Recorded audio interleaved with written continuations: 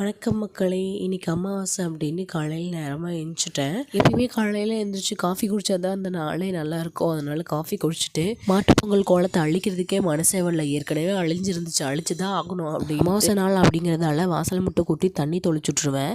கோலம் போடக்கூடாதுன்னு சொல்லுவாங்க, அதனால கோலம் போடல. அமாவாசை நாள்னா அந்த அவுத்திக்கீரையை கொண்டு போய் மாட்டு கொடுத்தா நம்மளுக்கு ரொம்ப நல்லதுன்னு சொல்லுவாங்க. அப்பாவும் மாமாவும் கொடுத்துட்டு இருந்தாங்க அவுத்திக்கீரையை. ஒருத்தன் சாப்பிட்ருக்கான், ஒருத்தன் அப்படியே உக்காந்துட்டே இருந்தான். என்னடா இவன் உக்காந்துட்டு இருக்கான், கொஞ்சம் சாப்பிட்றதுக்கு வருவான்னு பார்த்தா கடைசி வரைக்கும் வரலைங்க. நான் தான் கொண்டு போய் கொடுத்தேன். அப்போ தான் ஏஞ்சி வந்து சாப்பிட்டு இருந்தான். பார்க்குறத பாருங்க, குறுன்னு அவன். அப்புறம் நாங்களும் கோயிலுக்கு கிளம்பியாச்சு. வர்றதுக்கு நைட்டே ஆகிடும். ஏன்னா நாங்கள் சேலம் டு குன்னத்தூர், அதாவது கோயம்புத்தூர்கிட்ட இருக்குது குன்னத்தூர் கோயில். இன்னைக்கு கோயிலுக்கு போகிறதால காலையில் 4 மணிக்கே எழுந்திரிச்சு சாப்பாடெல்லாம் செஞ்சு வச்சுட்டு வந்துட்டேன். எப்பயுமே கோயிலுக்கு வந்தாலே பாப்பாவுக்கு மேக்கப் பண்ணி விட்டு தான் வேறு வேலையே பார்ப்பேன்.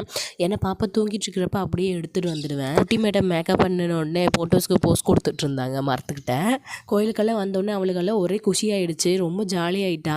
அங்கேயும் இங்கேயும் ஓடி விளையாண்டுட்டு இருந்தா பாப்பா. நாங்கள் ஒரு பக்கம் விளக்கு வச்சா என் பாப்பா ஒரு பக்கம் விளக்கு வச்சுட்டு இருக்கான்.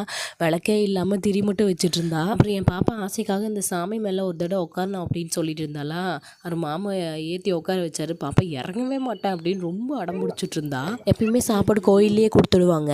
அப்புறம் நாங்களும் சாப்பிட்டு பாப்பாவுக்கு விட்டுனா பாப்பா சாப்பிடவே மாட்டேன்ட்டு அடம் பிடிச்சிட்டு இருந்தா. அப்புறம் நாங்களும் சாமி கும்பிட்டு சாப்பிட்டெல்லாம் கிளம்பியாச்சு.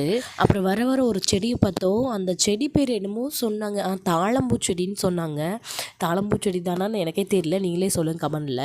அப்புறம் பார்த்துட்டு அழகாக இருந்துச்சு. கோயில் நாட்டுக்கு எப்படி தூங்கிட்டு இருந்தா பாப்பா. அது இல்லாமல் ஒரே டிராஃபிக்கு. சரி ஒரு டீ குடிச்சிடலாம் அப்படின்ட்டு டீயை குடிச்சிட்டு அப்புறம் கிளம்பிட்டோம். இந்த பொங்கலுக்கெல்லாம் லீவ் விட்டுருக்கிறதால பொங்கலுக்கெல்லாம் ஊருக்கு வந்திருப்பாங்கல்ல, அவங்கெல்லாம் இன்றைக்கி தான் கிளம்பி போயிட்டுருக்காங்க போல். ஒரே டிராஃபிக்கு. வர 3 கிலோமீட்டர் டிராஃபிக்குங்க.